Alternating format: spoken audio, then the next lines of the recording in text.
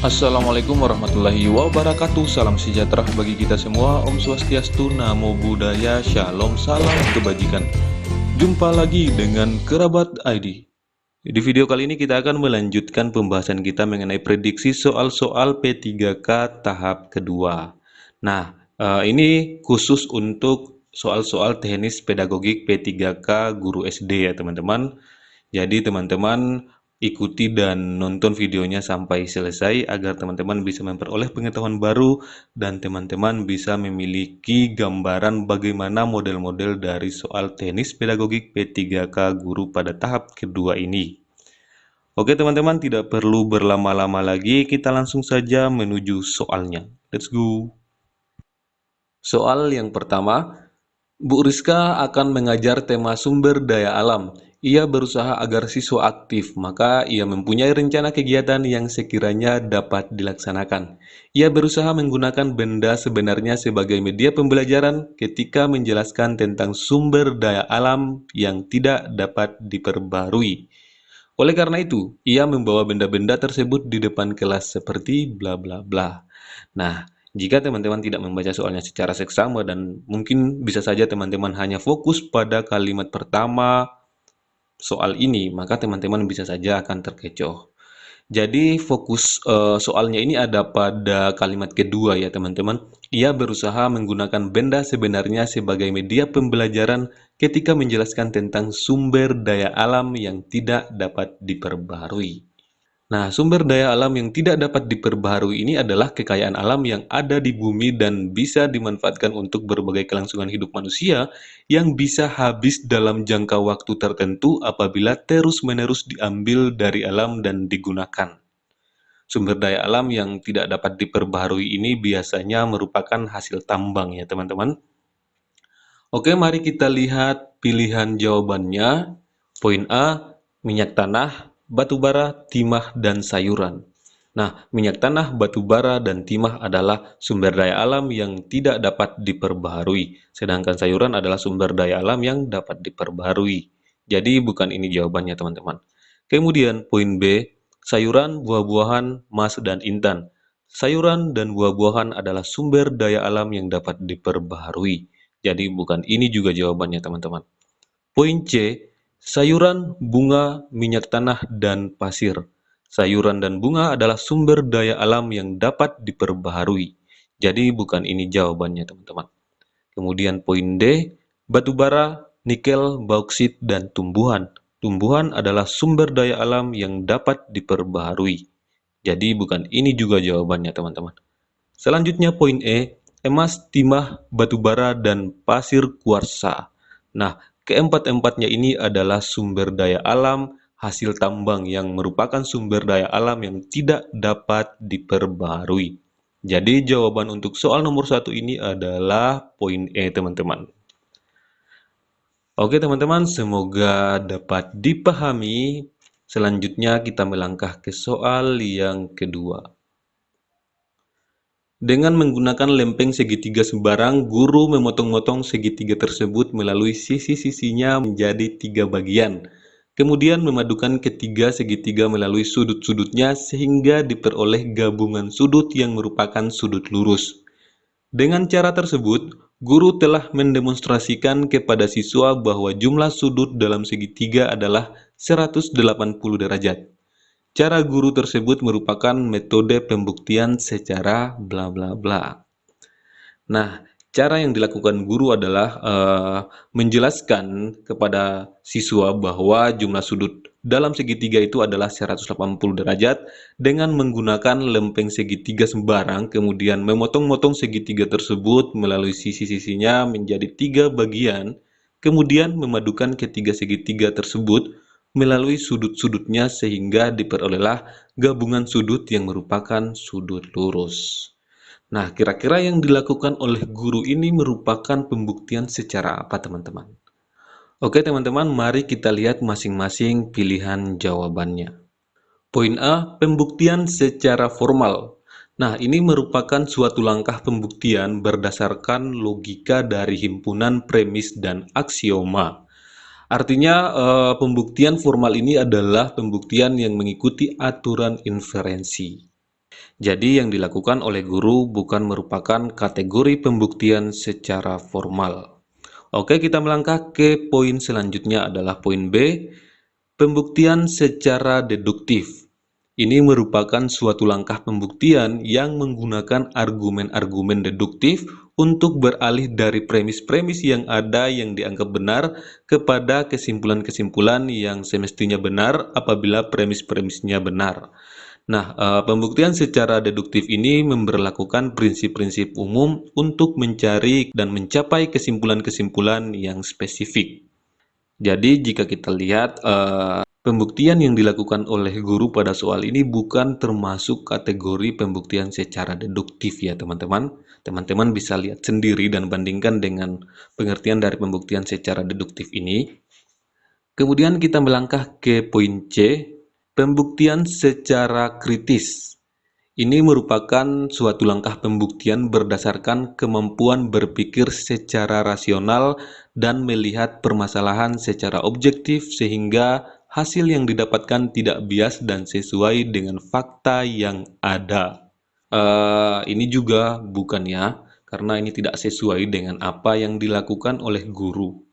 Kemudian poin D, pembuktian secara kreatif. Ini merupakan suatu langkah pembuktian dengan cara mengembangkan ide-ide yang tidak biasa dan menghasilkan pemikiran yang baru yang memiliki ruang lingkup yang luas. Ini bisa ya, kayaknya ini jawabannya, tapi kita simpan dulu. Kita melangkah dulu ke poin D. Pembuktian secara informal. Ini adalah pembuktian dengan kata-kata sehari-hari. Nah, pembuktian secara informal ini lebih cenderung kepada penulisan bukti dalam bentuk paragraf dibanding hanya bentuk-bentuk logika. Nah, ini jelas-jelas tidak ya, teman-teman. Berarti yang paling mendekati dengan apa yang dilakukan oleh guru pada soal ini adalah pembuktian secara kreatif. Jadi bisa kita katakan bahwa jawaban untuk soal nomor 2 ini adalah pembuktian secara kreatif. Oke teman-teman, semoga tidak ada perdebatan mengenai soal nomor kedua ini. Selanjutnya kita melangkah ke soal yang ketiga. Seorang guru meminta para siswa kelas 6 untuk mengamati suatu lingkungan, merumuskan pertanyaan yang ingin diketahui, mengumpulkan informasi terkait dengan lingkungan yang dipilih, menyusun laporan, dan mempresentasikan hasil laporan baik individu maupun kelompok. Pendekatan yang dipakai dalam pembelajaran tersebut adalah pendekatan bla bla bla. Nah, kira-kira pendekatan yang dipakai dalam pembelajaran yang dijelaskan pada soal ini, kira-kira pendekatan apa? Oke teman-teman, mari kita bahas masing-masing pilihan jawaban yang disediakan. Poin A, pendekatan berbasis masalah. Ini adalah suatu pendekatan pembelajaran yang diawali dengan penyajian masalah yang dirancang dalam konteks yang relevan dengan materi yang dipelajari, agar para peserta didik belajar berpikir kritis dan keterampilan memecahkan masalah serta memperoleh pengetahuan baru. Nah, ini bukan jawabannya teman-teman ya, karena pendekatan pembelajaran yang telah dijelaskan di soal itu tidak menyajikan masalah pada awal pembelajaran. Jadi bukan ini ya. Oke, kita melangkah ke poin B, pendekatan berbasis proyek. Ini merupakan pendekatan pembelajaran yang menggunakan proyek sebagai langkah awal dalam mengintegrasikan pengetahuan dan keterampilan baru berdasarkan pengalaman nyata yang dilakukan secara sistematik yang mengikutsertakan peserta didik dalam pembelajaran sikap, pengetahuan, dan keterampilan melalui investigasi dalam perancangan produk. Nah, di dalam pendekatan pembelajaran yang dijelaskan pada soal, ini tidak menggunakan produk sebagai langkah awal dalam mengintegrasikan pengetahuan dan keterampilan. Jadi jawabannya bukan poin B ya teman-teman. Oke, kita melangkah lagi ke poin C. Pendekatan discovery. Nah, pendekatan discovery ini adalah pendekatan pembelajaran yang dirancang sedemikian rupa untuk memahami suatu konsep dari materi secara aktif dan mandiri untuk kemudian diperoleh suatu kesimpulan yang dilakukan melalui observasi, klasifikasi, pengukuran, prediksi, penentuan, dan inferensi. Nah, poin C ini mendekati dengan pendekatan yang dilakukan pada soal, teman-teman. Namun kita tidak bisa menyimpulkan bahwa ini adalah jawaban yang paling tepat. Kita lihat dulu poin D dan poin E. Oke, kita lihat poin D, pendekatan inquiry. Ini merupakan pendekatan pembelajaran yang mempersiapkan peserta didik pada situasi untuk melakukan eksperimen sendiri secara luas agar melihat apa yang terjadi, ingin melakukan sesuatu, mengajukan pertanyaan-pertanyaan, dan mencari jawabannya sendiri, serta menghubungkan jawaban yang satu dengan yang lain, serta membandingkan apa yang ditemukan dengan yang ditemukan peserta didik yang lainnya. Ini juga bisa jadi adalah jawabannya, teman-teman. Ini juga mendekati dengan pendekatan yang digunakan dalam soal. Namun kita tidak boleh menyimpulkan terlebih dahulu. Kita baca lagi poin E-nya.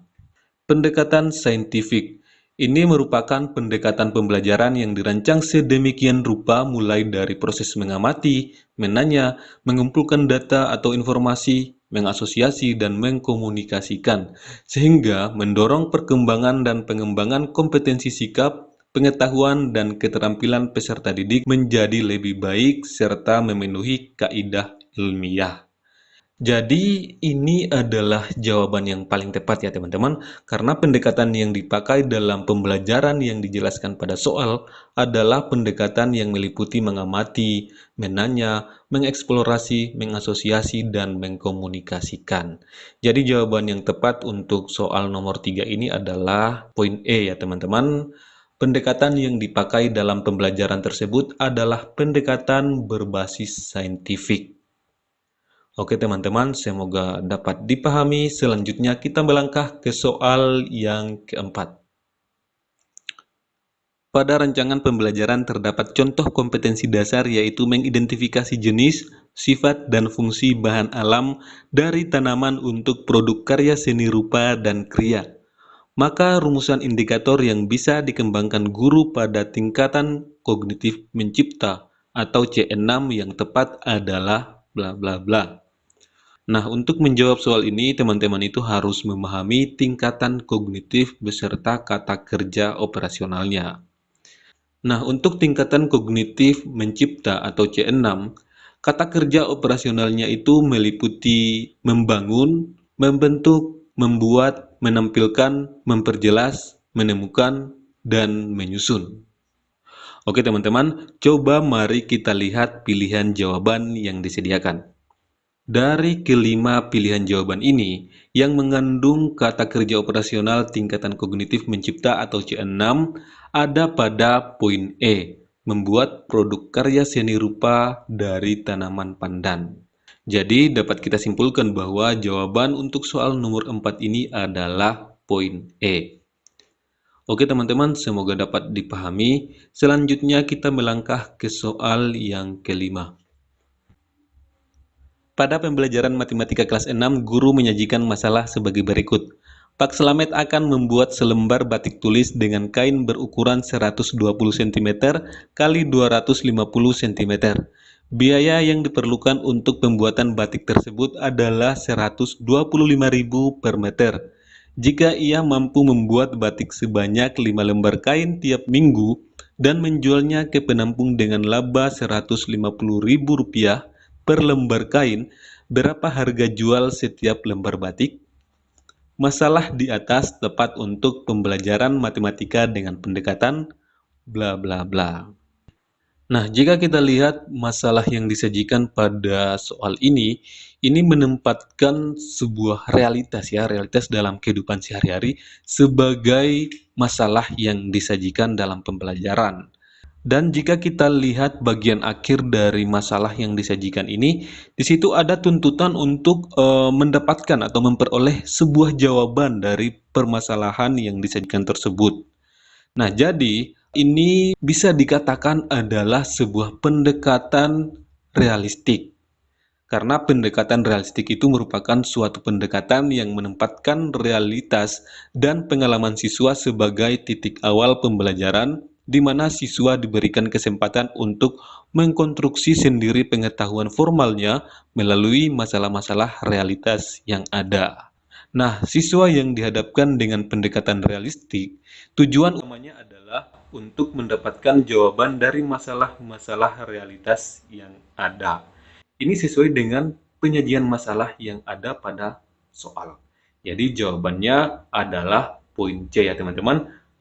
Dengan berakhirnya pembahasan soal ini, maka berakhir pula pembahasan kita pada video kali ini. Semoga bermanfaat. Sampai jumpa di video-video selanjutnya.